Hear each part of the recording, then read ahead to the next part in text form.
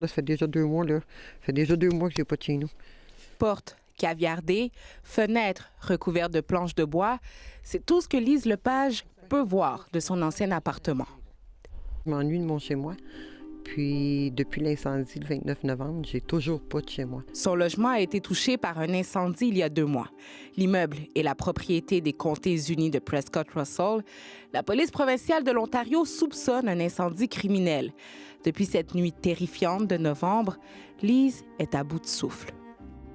Présentement, je demeure chez un ami. Il a eu le grand cœur de m'offrir un petit coin de son chez lui parce que je me ramassais à la rue le 15 janvier. Après l'incendie, plusieurs résidents à faible revenu, sans assurance, ont été hébergés d'urgence dans des hôtels de la région par les Comtés unis de Prescott-Russell. Radio-Canada a obtenu une lettre qui indique qu'à compter du 15 janvier, l'hôtel ne serait plus payé.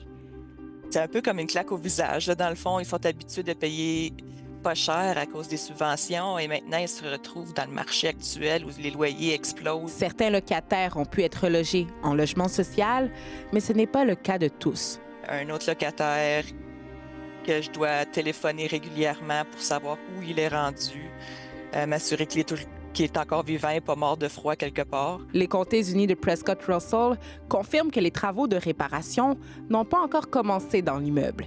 Et pour plusieurs anciens locataires, l'avenir reste flou. I have no idea, and my father's 67. He cannot go on the street.